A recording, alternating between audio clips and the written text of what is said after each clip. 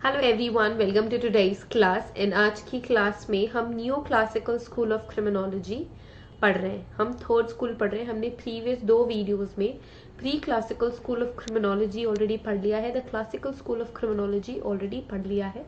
And आज के lecture में हम new classical school of criminology पढ़ रहे हैं। ये हमारी थर्ड स्कूल है। ये सारी की सारी जो स्कूल्स ऑफ क्रिमिनोलॉजी है, ये सारी बहुत इंपॉर्टेंट है, जो हमें ये समझने में मदद करती है कि कैसे कैसे क्रिमिनोलॉजी इवॉल्व हुआ है। हमने दो स्कूल्स ऑलरेडी पढ़ लिए हैं ना। इस स्कूल में ये बताया गया कि हर एक क्राइम में, फॉर एग्जाम्पल मर्डर के लिए अगर 20 साल सजा होनी है तो हर एक पर्सन को मर्डर के लिए 20 साल की सजा होगी, है ना। सो पहले न्यू क्लासिकल स्कूल वालों ने क्या देखा, ये देखा कि भाई एक क्राइम के लिए हर एक इंडिविजुअल को सेम सजा मिल रही है ना, जबकि इन डिफरेंट डिफरेंट इंडिविजुअल्स ने अलग अलग सर्कमस्टांसेस में ये क्राइम कमिट करे हैं। बेसिकली इनका कहना ये था कि उन लोगों को क्या जो कि इडियट है, उन लोगों का क्या जो कि मेंटली स्टेबल नहीं है, उन लोगों का क्या जिनको कोई मानसिक बीमारी या कोई मेंटल डिसऑर्डर है, अगर वो क्राइम कर रहे हैं तो इनको दूसरी पनिशमेंट मिलनी चाहिए as compared to a normal person, या जो कि मेंटली हेल्थी है, फिजिकली हेल्थी है, उसको सारी चीजों का ज्ञान है। सो न्यू क्लासिकल स्कूल वालों का कहना ये था कि जो मेंटली अनस्टेबल है उनको लीनियंट पनिशमेंट मिले, उनको कम पनिशमेंट दी जाए, क्योंकि वो ये अंडरस्टैंड करने के कैपेबल नहीं है कि जो वो कर रहे हैं वो सही है या गलत है। सो ऐसे ही मेंटली अनस्टेबल लोगों के लिए, जो कि साइकोपाथ्स हैं, उनके लिए जो कि अंडरस्टैंड नहीं कर सकते, डिफरेंशिएट नहीं कर सकते सही गलत में, उनको कम सजा मिलनी चाहिए उन लोगों से जो कि अपने पूरे मेंटली साउंड है, पूरे होशो हवाश में जो क्राइम कर रहे हैं उनको ज्यादा सजा मिलनी चाहिए। So now the free will theory of classical school did not survive for long. बहुत टाइम तक ये क्लासिकल स्कूल की जो फ्री विल थ्योरी थी, क्लासिकल स्कूल यही वाली स्कूल है ना, क्लासिकल स्कूल ने फ्री विल थ्योरी दी थी, जो कि न्यू क्लासिकल स्कूल आते आते तक ज्यादा दिन चली नहीं। It was soon realise that the exponents of classical school failed in the approach to ignoring the individual differences under certain situations and circumstances, treating first offenders and the habitual offenders alike। अच्छा, यहाँ पे एक और चीज हमने notice करी। क्या notice करी कि इन्होंने इसे भी डिफरेंशिएट किया कि वो लोग जो बार बार क्राइम करते हैं, एक बार क्राइम करेंगे जेल जाएंगे, फिर बाहर आएंगे, फिर क्राइम करेंगे, फिर जेल जाएंगे, फिर बाहर आएंगे, फिर क्राइम करेंगे, फिर जेल जाएंगे, तो वो बार बार लगातार क्राइम्स करते रहते हैं। वो सेम क्राइम करेंगे या डिफरेंट डिफरेंट क्राइम्स करेंगे, बट वो क्राइम जरूर करते हैं। तो वो कैसे ऑफेंडर्स हुए, कैसे क्रिमिनल्स हुए, वो रिपीटेटिव ऑफेंडर्स हो गए, जिन्हें हम कहते हैं रेसिडिविस्ट, जिन्हें हम कहते हैं हैबिचुअल ऑफेंडर्स। उनकी हैबिट ही बन चुकी है, उनका अब ये धंधा ही बन चुका है कि उनको क्राइम ही करना है। एंड वो लोग जिन्होंने सबसे पहली बार ऑफेंस करा है, एक कोई ऐसा पर्सन जिसने एक बार ही क्राइम करा, उसके बाद उसने कभी क्राइम नहीं करा, और वो क्राइम भी उसने गलती से कर दिया या फिर गुस्से में कर दिया, जिसका उसने रियलाइजेशन है, तो इन दोनों में ही भी डिफरेंस होना चाहिए, है ना, कि वो बंदा जिसने एक बार ही क्राइम करा है, वो बंदा जो बार बार क्राइम करता है, जेल जाने के बाद जिसका बिहेवियर अच्छा नहीं है, या जेल जाने के बाद जिसको अपनी गलती का एहसास है और वो बिल्कुल प्रॉपरली बिहेव कर रहा है, सारे रूल्स को मान रहा है, पश्चाताप कर रहा है। सो इस तरीके से इनमें भी डिफरेंस होना चाहिए। तो ये भी new classical school of criminology ने ही नोटिस किया। The new classist asserted that the certain categories of offenders such as minors, जो कि एज में कम है, idiots, जो कि बिल्कुल ही क्या बोलना चाहिए, इडियट हम मस्ती मजाक में किसी को भी इडियट बोल देते हैं, बट इडियट्स आर दोस्त जिनका आईक्यू लेवल बहुत कम होता है, उनको सोच समझने की शक्ति थोड़ी कम होती है, ठीक है। इनसेन, जो कि मेंटली स्टेबल नहीं है, incompetent, had to be treated leniently in matter of punishment irrespective of similarity of criminal act, because these persons were incapable of appreciating the difference between right and wrong। तो वो सारे लोग जो miners है, आपको ये पता होगा कि जो माइनर्स होते हैं उनको लीनियंट पनिशमेंट मिलती है, या फिर उनको बहुत ना के बराबर पनिशमेंट मिलती है। उनके क्या होता है, रिहेबिलिटेशन होता है, या रिहेबिलिटेशन सेंटर में उनकी काउंसलिंग कराई जाती है, एंड यही ही उनकी सजा होती है। तो अगर कोई भी पर्सन 18 ईयर्स से बिलो है, या जो भी टीन एज में ऑफेंडर्स, जो टीन एज में ऑफेंसेस करते हैं, जो टीन एज ऑफेंडर्स हैं, उनको लीनियंट पनिशमेंट मिलती है। तो अभी ऐसा होता है, पर पहले ऐसा नहीं होता था। चाहे कोई भी क्राइम करे, कोई भी पर्सन करे, सेम पनिशमेंट होती थी। बट न्यू क्लासिकल स्कूल में हमने ये समझा कि जैसे कि माइनर्स हो गए, इनको लाइक लीनियंट पनिशमेंट मिलनी चाहिए, इडियट्स हो गए इनको लीनियंट पनिशमेंट मिलनी चाहिए, मेंटली अनस्टेबल लोगों को लीनियंट पनिशमेंट मिलनी चाहिए, क्योंकि वो ये नहीं समझ पाते हैं कि क्या सही है क्या गलत है। और इन लोगों को भी डिफरेंट डिफरेंट पनिशमेंट मिलनी चाहिए, जो कि रिपीटेडली पनिशमेंट, जो कि रिपीटेडली क्राइम करते हो, जो कि एक बार जिन्होंने क्राइम करा है। Tendency of neo-classes to distinguish criminals according to their mental depravity was indeed a progressive step. Of course, ये एक बहुत ही important progressive step था नियो क्लासिकल स्कूल में। अब हम कुछ पॉइंट पढ़ेंगे जिसमें हमें ये समझ में आ जाएगा कि नियो क्लासिकल स्कूल में एग्जैक्टली क्या क्या चीजें एडेड है। Now first point, the neo classist approach the study of criminology on scientific lines by recognizing that certain situations or mental disorders deprive a person of his normal capacity to control his conduct. So कई सारे ऐसे लोग हैं जो कि अपने behaviour को control नहीं कर सकते, अपने एक्ट्स को कंट्रोल नहीं कर सकते, thus they justify mitigation of equal punishment in case of certain psychopathic offenders.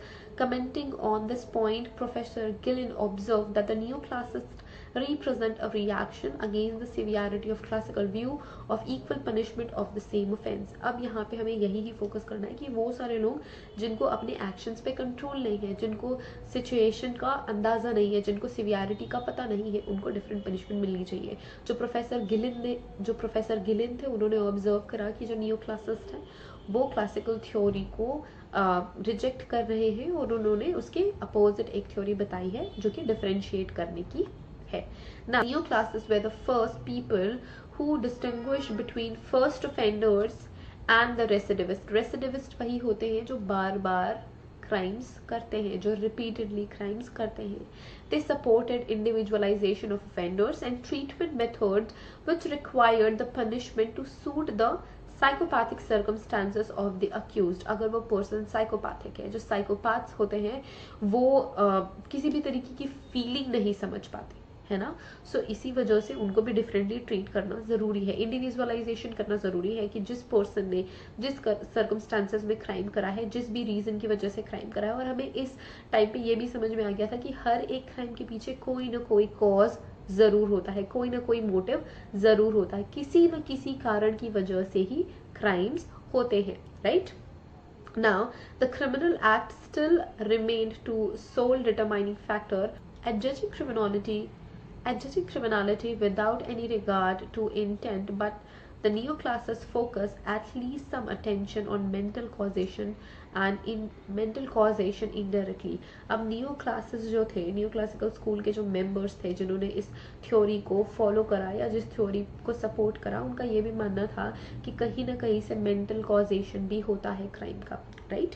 सो इसी वजह से हमने डिस्टिंग्विश या इंडिविजुअलाइजेशन करना शुरू करा इन neoclassical period. Advocates of the school started with the basic assumptions that the man acting on reason and intelligence is a self-determining person. ये neoclassical school जो था उन्होंने ये भी माना कि क्राइम करने में इंटेलिजेंस का बहुत ज्यादा रोल है। मैं अपने इंटेलिजेंस के अकॉर्डिंग ही क्राइम करूंगी। अगर मैं बहुत ज्यादा शार्प हूँ तो मैं क्राइम करूंगी और उसको कंसील, मैक्सिमम जितना मैं कंसील कर सकूँ, छुपा सकूँ, सबूत मिटा सकूँ, वो सारे काम करूंगी।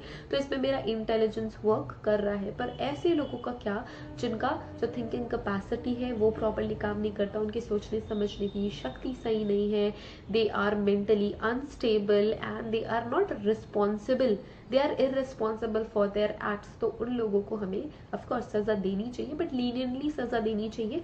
और इस चीज़ पे नियो क्लासेस ने ज़रूर अग्री किया, या इस चीज़ पे उन्होंने सहमति जताई कि चाहे वो मेंटली अनस्टेबल पर्सन हो, चाहे वो माइनर हो, चाहे वो इडियट हो, उसे हमें नॉर्मल सोसाइटी से थोड़ा अलग रखना चाहिए, उससे फिर बाद में रिहैबिलिटेट करना चाहिए। तो इस चीज़ पे सारे ही लोगों ने फोकस किया। Now neo classes recommended lenient treatment for irresponsible. अब यही से ही ये एक चीज़ हमें समझ में आई कि हमें पहले ये चेक करना है कि जो भी पर्सन जिसने क्राइम करा है कि वो ट्रायल के लिए स्टैंड करता है या नहीं करता, मतलब वो कैपेबल है या नहीं है उस ट्रायल में खड़े रहने के लिए, मतलब वो कितना रिस्पॉन्सिबल है, कितना इररिस्पॉन्सिबल है, क्या वो मेंटली अनस्टेबल है या फिर इनसेन है, या उसकी कैपेसिटी कितनी है to do that crime, and उसकी अंडरस्टैंडिंग उसे कितनी है। नाउ यहाँ पे ही आपको सेनिटी एंड इनसेनिटी का अंदाजा हुआ। अब इसी सब की वजह से parole probation, reformatories and open air jail campuses बनाए गए due to new classical theory. यहाँ पे हमने ये चीज़ें समझ में आई कि कुछ लोग सेन होते हैं, कुछ लोग इनसेन होते हैं, कुछ लोग रिस्पॉन्सिबल होते हैं, कुछ इररिस्पॉन्सिबल होते हैं।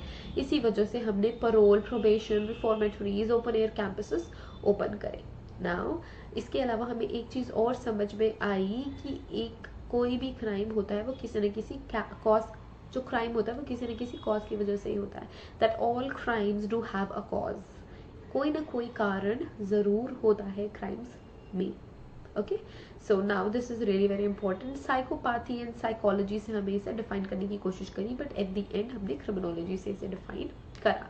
Now classes adopted subjective approach to criminology and concentrated their attention on the conditions under which individual commits crime. हमें ये सर्कमस्टांसेस देखते हैं कि कोई भी इंडिविजुअल कैसे क्राइम कमिट कर रहा है। सो इस पूरे के पूरे न्यू क्लासिकल थ्योरी में हमें यही समझ में आया कि फ्री विल थ्योरी जो है उसमें चेंजेस करने की ज़रूरत है, एंड हमें ये डिस्टिंग्विश करने की ज़रूरत है कि किस सर्कमस्टांसेस में कोई भी इंडिविजुअल क्राइम कर रहा है, क्यों क्राइम कर रहा है, क्या मेंटल कॉजेशन है, what is the main cause of crime, and understanding कितनी है, क्या वो मेंटली स्टेबल है या अनस्टेबल है, सेन है, इनसेन है।